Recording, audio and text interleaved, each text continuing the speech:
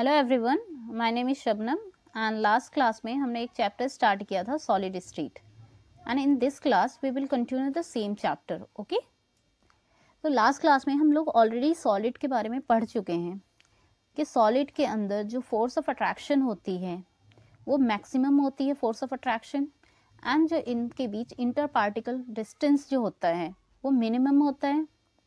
इनकी general characteristics क्या क्या होती हैं वो सब हम पढ़ चुके हैं कि लाइक इनका एक डेफिनाइट मास होता है सॉलिड का, एक फिक्स्ड वॉल्यूम होता है इनका एक अपना शेप होता है, ये इनकम्प्रेसिबल होते हैं, प्रेसिबल होते हैं, रिजिड होते हैं, ये भी हमने पढ़ रखा है। एंड इसके साथ हमने ये भी देख रखा है कि इन सब के अलावा और क्या क्या फीचर्स होते हैं सॉलिड के। इनके बीच जो फोर्स ऑफ अट्रैक्शन होता है, जो दो पार्टिकल्स के बीच में जो फोर्स ऑफ अट्रैक्शन होता है वो क्या होता है, वो मैक्सिमम होता है। एंड इनके बीच जो इंटर पार्टिकल डिस्टेंस होता है वो मिनिमम होता है। ये सारी चीज़ें हम सॉलिड की पढ़ चुके हैं। इसके बाद हमने उनके अरेंजमेंट, जो उनके कॉन्स्टिट्यूएंट पार्टिकल्स हैं, whether they are atom, ion और मॉलिक्यूल, उसके बेसिस पे हमने सॉलिड को दो पार्ट में कैरेक्टराइज किया था, crystalline solid and amorphous solid. Okay, and फिर इन दोनों में क्या क्या डिफरेंस है वो सब हम पढ़ चुके हैं ऑलरेडी, और ये इनके बीच का जो डिफरेंस है वो बहुत इंपॉर्टेंट है। ठीक, कि क्या क्या इनमें डिफरेंस है, short range order, long range order, फिर उसके अलावा जो एनआइसोट्रॉपी, आइसोट्रॉपी, ये सब कुछ हम देख चुके हैं लास्ट क्लास में ही। ओके, उसके अलावा अब हम इस क्लास में, हाँ, फिर लास्ट क्लास में हमने क्रिस्टलाइन सॉलिड को ही हमने कि उनके बीच जो इंटर पार्टिकल्स जो हैं वो पार्टिकल कॉन्स्टिट्यूएंट पार्टिकल्स जो हैं वो कैसे हैं, whether they are atoms, ions और मॉलिक्यूल्स। हमने उसको चार पार्ट में क्लासिफाई किया था। नंबर 1 पे मॉलिक्यूलर क्रिस्टलाइन सॉलिड, ये सिंपली मैं सॉलिड लिख रही हूँ, क्रिस्टलाइन सॉलिड के ही ये पार्ट्स हैं। फिर सेकेंड था ionic solid, third one is covalent solid and then metallic solid. Okay, और इन चारों के टाइप्स के क्या क्या फीचर्स है, इनके क्या क्या प्रॉपर्टीज़ है, इनके अंदर जो कॉन्स्टिट्यूएंट पार्टिकल्स हैं वो किस टाइप के हैं, इनके बीच बॉन्डिंग कैसी होती है, इनकी बाइंडिंग एनर्जी कितनी होती है, एंड ये इंसुलेटर होते हैं या कंडक्टर होते हैं, ये सब कुछ हम पढ़ चुके हैं इसके बारे में। मॉलिक्यूलर सॉलिड को फर्दर हमने 3 पार्ट में क्लासीफाई किया था, जो एक कि इसके जो कॉन्स्टिट्यूएंट पार्टिकल हैं उनका नेचर कैसा है, वो नॉन पोलर हैं या वो पोलर हैं या वो हाइड्रोजन बॉन्डेड है। ओके,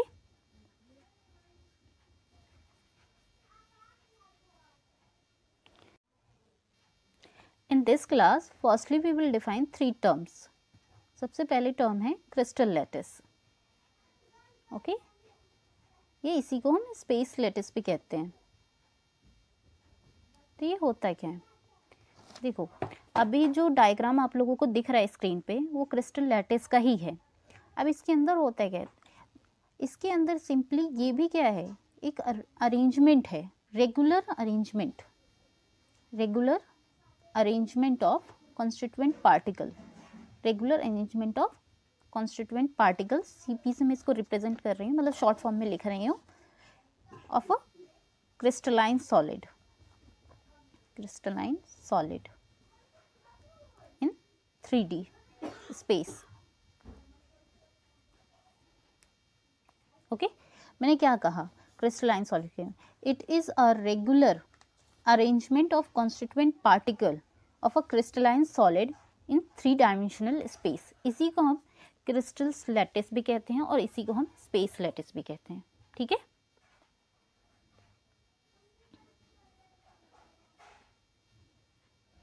इसके बाद एक टर्म आती है इससे रिलेटेड, लैटिस पॉइंट। देखते हैं लैटिस पॉइंट किसे कहते हैं। ओके, सिंपली देखो इस डायग्राम में जो ये पॉइंट्स जो हैं, ये पॉइंट्स किसको रिप्रेजेंट कर रहे हैं, ये पॉइंट्स रिप्रेजेंट कर रहे हैं कॉन्स्टिट्यूएंट पार्टिकल्स को। अभी कॉन्स्टिट्यूएंट पार्टिकल कुछ भी हो सकते हैं, एटम भी हो सकता है, आयन भी हो सकता है, मॉलिक्यूल भी हो सकता है। ओके, डिपेंडिंग कि ये क्रिस्टल किस टाइप का क्रिस्टल है। ओके, तो ये जो पॉइंट्स हैं इसी पॉइंट्स को लेटिस पॉइंट कहते हैं। और ये होता क्या है, यहाँ ये कॉन्स्टिट्यूएंट पार्टिकल्स होते हैं, एटम भी हो सकता है, आयन भी हो सकता है, मॉलिक्यूल्स भी हो सकते हैं। ओके,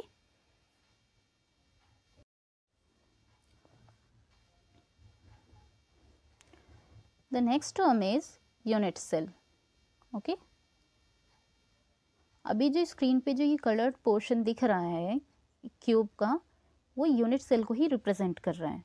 और ये होता है क्या है, देखो ये एक स्मॉलेस्ट रिपीटिंग यूनिट है, किसका, of a crystal lattice, crystal lattice का, ठीक है, जिसे हम फर्दर डिवाइड नहीं कर सकते, we can't further divide a unit cell. Okay, ये चीज़ क्लियर है। और इसके बाद ये चीज़ है कि देखो, अगर हम पूरे क्रिस्टल लैटिस की स्टडी करना चाहते हैं तो जो प्रॉपर्टी इसके एक स्मॉलेस्ट यूनिट की होगी, एक यूनिट सेल की होगी, वही प्रॉपर्टी ये शो करेगा पूरे क्रिस्टल लैटिस में। तो हम इंटायर क्रिस्टल लैटिस की स्टडी ना करके हम इसकी यूनिट सेल की स्टडी करते हैं। ओके, तो हम इसको ऐसे भी कह सकते हैं, a study of a unit cell will provide us the reflection of entire properties of a space lattice. Okay, अभी आते हैं इसके क्या क्या कैरेक्टरिस्टिक्स होते हैं, इसे हमने characterise. And the next term is parameters of a unit cell. Parameters of a unit cell. Unit cell. इसके कितने पैरामीटर्स होते हैं, तो इसके 6 पैरामीटर्स होते हैं एक यूनिट सेल की। देखो, अगर हम इस एक्सिस को एक्स एक्सिस सपोज कर रहे हैं, तो ये जो एज लेंथ है इस यूनिट सेल की अलोंग एक्स एक्सिस, इसको हम बी से रिप्रेजेंट कर रहे हैं। अलोंग वाई एक्सिस जो इसकी एज लेंथ है उसको हम सी से रिप्रेजेंट करते हैं, और जेड एक्सिस के लॉन्ग हम इसको ए से रिप्रेजेंट करते हैं। ठीक है, तो 3 तो इसकी एज लेंथ हो गई। फिर उसके बाद है angles between the edge length. देखो, अगर ए बी सी, इसको अगर हम ऐसे लिख रहे हैं अल्फ़ा बीटा गामा, तो ए और बी इन दोनों के बीच जो एंगल आएगा वो आएगा गामा। तो ए एंड बी इसके बीच में जो एंगल है वो है गामा। फिर बी एंड सी, तो इसके नीचे वाला छोड़ दो, इनके बीच जो एंगल आएगा वो है अल्फा। अगेन फिर ए एंड सी इनके बीच जो एंगल है वो है बीटा। ओके, तो अभी हमने पढ़ा था parameters of a unit cell. अब हम पढ़ेंगे types of unit cell. Okay, types of unit cell कि कितने टाइप के होते हैं। तो ये बेसिकली 2 टाइप के होते हैं। ठीक है, पहला है प्रिमिटिव यूनिट सेल एंड दूसरा है centred unit cell. Central unit cell, देखो जो प्रिमिटिव यूनिट सेल होता है उसके अंदर जो कॉन्स्टिट्यूएंट पार्टिकल्स होते हैं वो सिर्फ और सिर्फ कॉर्नर पे प्रेजेंट होते हैं। जब सिर्फ और सिर्फ कॉर्नर पे प्रेजेंट, कहाँ पे होंगे, कॉर्नर पे। और जो सेंटर्ड यूनिट सेल होते हैं इसके अंदर कॉर्नर पे तो प्रेजेंट होंगे, उसके अलावा किसी और पोजीशन पे भी प्रेजेंट होंगे, और उस बेसिस पे इनको 3 पार्ट में क्लासिफाई किए गए, एक फेस सेंटर्ड, एक बॉडी सेंटर्ड, एक एंड सेंटर्ड। ओके, अभी हम इन 4 टाइप के यूनिट सेल के बारे में पढ़ेंगे। देखो, अभी हमने क्या पढ़ा है, जो यूनिट सेल होते हैं वो 2 टाइप्स के होते हैं। एक होता है प्रिमिटिव यूनिट सेल और दूसरा होता है नॉन प्रिमिटिव यूनिट सेल। जो नॉन प्रिमिटिव यूनिट सेल होते हैं वो फर्दर 3 टाइप्स के होते हैं, face centred, body centred and and centred. तो इनमें क्या डिफरेंस होता है, देखो प्रिमिटिव यूनिट सेल में जो कॉन्स्टिट्यूएंट पार्टिकल्स होंगे, चाहे वो एटम्स हो या आयन्स हो या मॉलिक्यूल्स हो, वो सिर्फ कॉर्नर्स पे प्रेजेंट रहेंगे। कहाँ पे, कॉर्नर्स पे। Face centre, body centre and centre जो नॉन प्रिमिटिव टाइप के यूनिट सेल हैं, इन सब में भी कॉर्नर्स पे तो प्रेजेंट रहेंगे। ठीक है, सी से मैं रिप्रेजेंट कर रही हूँ इसको। ठीक है, तो कॉर्नर्स पे तो प्रेजेंट रहेंगे, उसके अदर देन कॉर्नर्स वो और कहाँ पे प्रेजेंट रहेंगे, तो फेस सेंटर नाम से ही क्लियर समझ में आ रहा है, फेसेस पे। ठीक है, बॉडी सेंटर में और बॉडी सेंटर पे प्रेजेंट रहेंगे, एंड सेंटर में किसी भी ऑल्टरनेट फेस पे। ऑल्टरनेट पेज पे प्रेजेंट रहेंगे। ओके, इतना समझ में। अब देखते हैं कि किसी भी यूनिट सेल के अंदर कितने कॉर्नर्स होते हैं, कितने फेस होते हैं, और ऑपोजिट एज कितनी होती है। ठीक,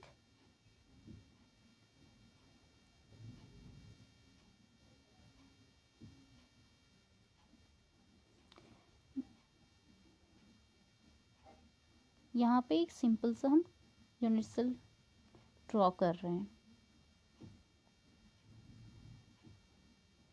अभी देखो, अगर इस यूनिट सेल की बात करूँ तो इसमें कितने कॉर्नर्स हैं।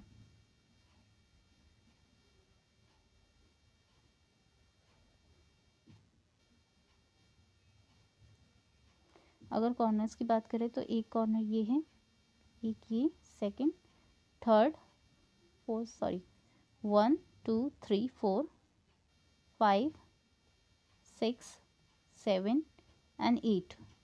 तो टोटल कितने कॉर्नर हो गए किसी भी यूनिट सेल की अगर हम बात करें तो कॉर्नर्स जो हैं वो 8।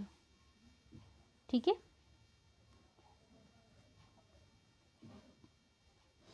कॉर्नर के बाद अगर हम फेस की बात करें तो देखो, एक फेस ये हो गया, एक ये जो पीछे की साइड है, एक ये 3, एक ये इधर 4, एक जो नीचे की साइड ये वाला है 5, और एक ये ऊपर की साइड जो इधर ये पूरा है ये वाला। ठीक, तो ये 6। तो कितने फेसेस हो गए? 6।